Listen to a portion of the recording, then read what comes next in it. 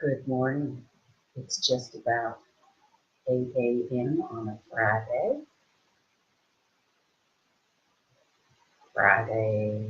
the 8th of February.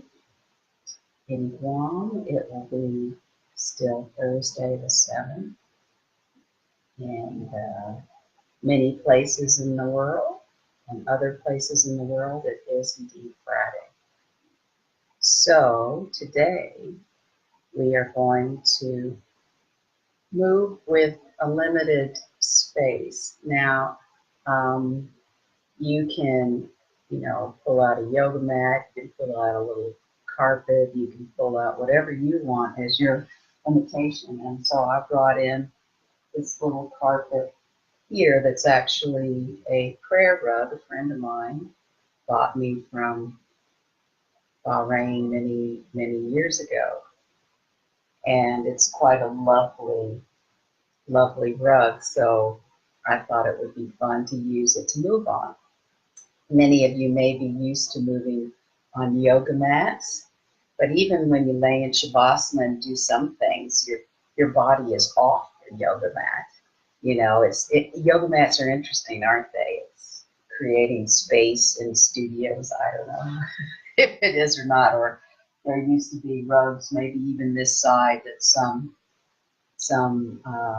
places, ashrams in India, used to practice yoga on. So, but today we're going to improvise and play with movement on that space. And again, if things arise for you, hopefully, if anything, an emotion gets stirred, that you have support for this. In dance movement therapy, of course, you would have a therapist who would support you in your movement explorations, your uncovery of memories or emotional responses that might indeed surprise you. But these little taster videos are all about just exploring ways in movement and dance that maybe you wouldn't have thought about otherwise. So I'm enjoying these. I hope that you are enjoying these as well. And I'm always happy to receive comments or feedbacks. So I'm going to take my beads off and move back, and hopefully you can hear me as I'm moving. So I'm going over. I had a debate whether I should roll up the other carpets because maybe you could see better, but because this has the little edges on it, hopefully you can see that. So, when we're in our home, sometimes we have limited space in our movements. So, for instance, if I wanted to lay on this rug, because I cannot completely extend the legs, I would lay in this position with the knees bent and the feet standing. And I might just get to know my edges a little bit and do whatever rolling to the edges. And granted, there might be body parts that, come over the edge a little bit, but in the beginning, and my hair will certainly fly over the edge.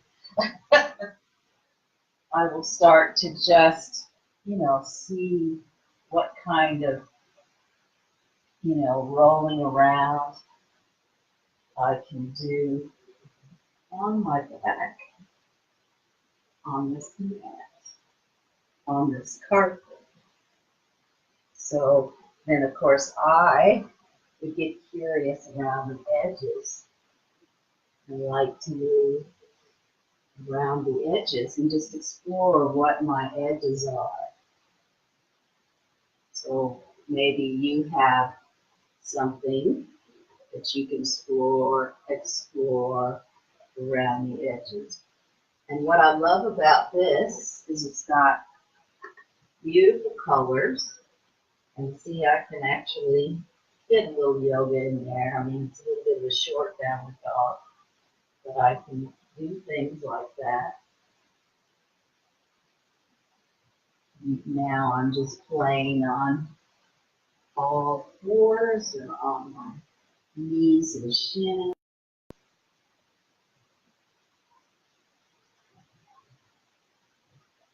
Sometimes just defining the edges of where we're moving from. And of course, I'm seeing like the widest or longest or would be from, one corner to another. That's a bit on the diagonal. So even though this is a limited range, I can still play with that diagonal on either side. And what happens when I just go, side to side to the little fringe. So there's something about the little fringe.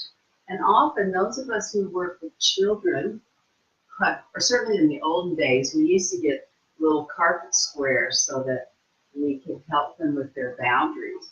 So if you're thinking about your work with your clients, you can think about what's the best way to offer them some boundaries, because sometimes children are very, very energetic and expressive, and sometimes containment. So we could think about this at the level of containment. And so it used to be buying those carpet squares at carpet stores, right? Because they used to just have them about this big. So that was even smaller than this. So this is actually a little bit bigger than the carpet squares that you would find. But with children, we are, using props and things for boundaries. So we're just exploring how something like this, and you can see that my cat Gandalf, who has decided to join me, he often sits on my yoga mat when I'm practicing yoga. So he knows where the energy is, don't you, Gandalf? So right now he's got just the little front edge of his body on the mat and the rest of his body on the carpet.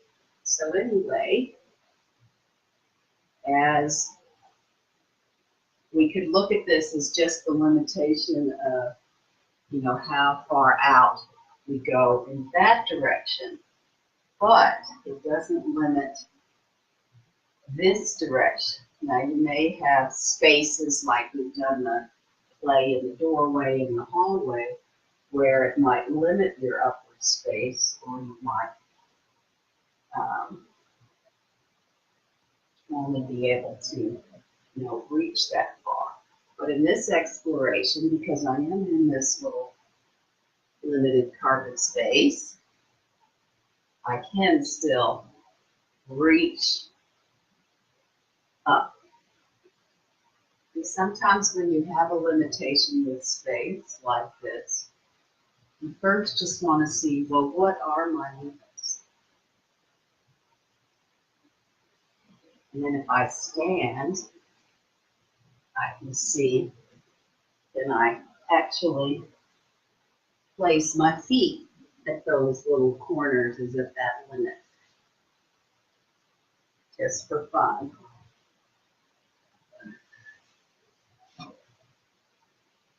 And then, when you go to, which I'm sure many of us have, dance events, like some big known band, you may actually have limitations in your dance space.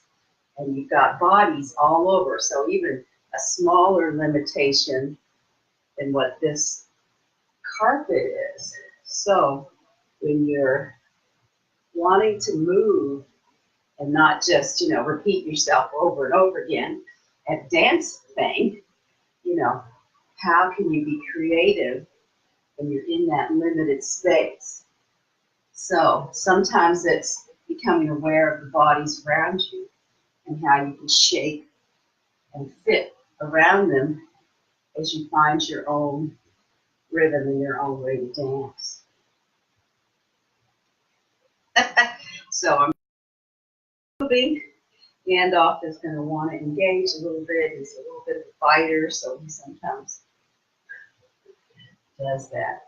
But And, another way to think about this limitation is that, you're at some dance event and you only have whatever room it is to be in, so perhaps your feet can't move quite as much, but so what do you do with the upper body? Do you play with that up and down dimension? Do you try to, fit into the way other bodies are moving? So that's a creative endeavor that I'm sure many of us have had.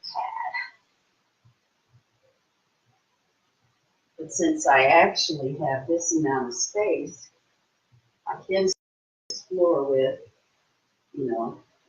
what's the limitation in my feet patterns, so I can go to one end and extend my leg the other end. Ouch, you're gonna bite me, aren't you? And now I'm trying to avoid that cat. So I can play with this edge, and I can play with this edge and this edge. So it's a rectangle, so I can play with diagonals. I can play with just being in the center. I can play with the other edges, the long edge, the shorter edge, and the diagonal edge. And so this may be something with your clients, or especially moving with children that you want to play with. They may need a more defined limit of playing. I mean, I've used hula hoops before, moving inside of a hula hoop. And that's their space to move inside. Or you just may want to explore it yourself and see what you come up with. So, the freedom is yours. So I may not be traveling as much in space or extending my limbs as much, except perhaps when I go up, because I know if I extend out, I'm maybe going a little bit over the edge. Maybe that's part of the game too, is that the game is to keep the feet on the carpet, and now Gandalf's going to be cute, laying on his back. You want a belly rub? Yes, you do. Yes, you do. He's been missing my massage therapist. Haven't you, Gandalf? So you can, make the rule that the carpet limits your foot movement, but maybe the other game is you can move the upper body off of that space, but the feet have to stay on the carpet. So there's many ways that you can explore this.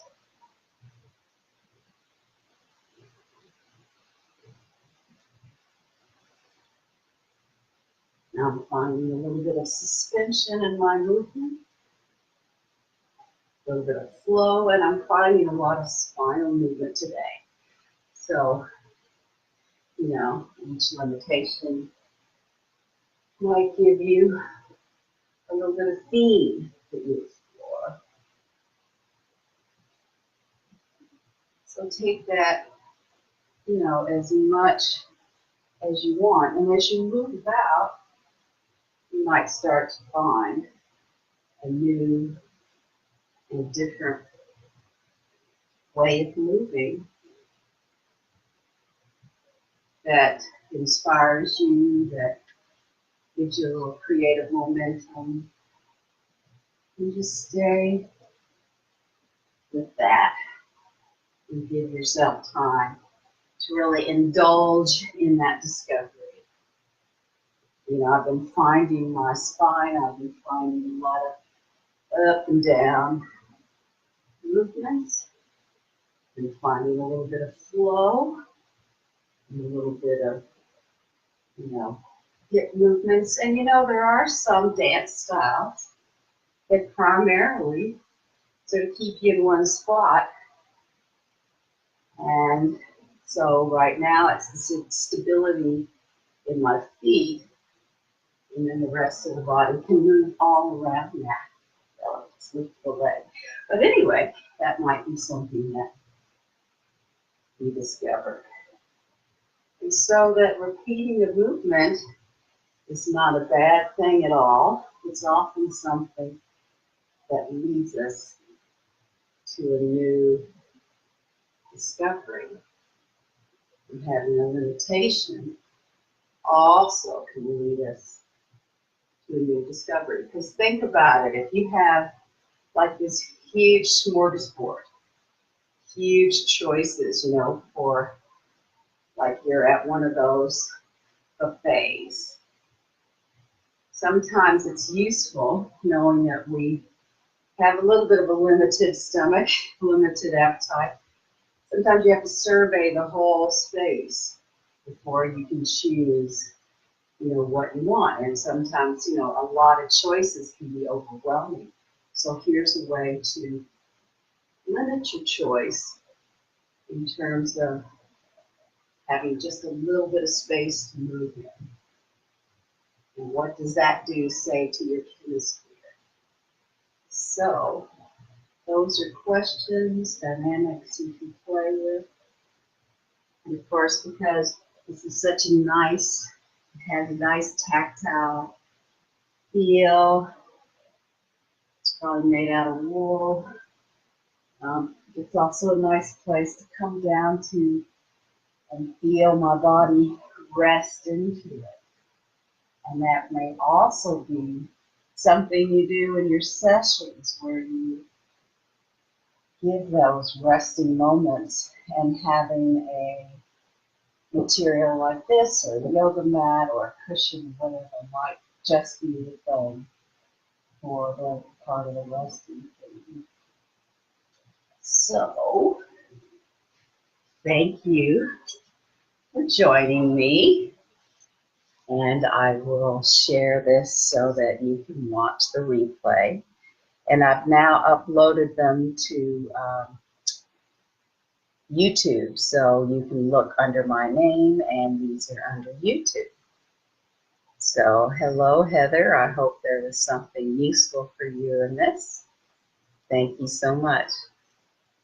Have a beautiful day, morning, afternoon, evening, sleep, wherever you are in your day cycle.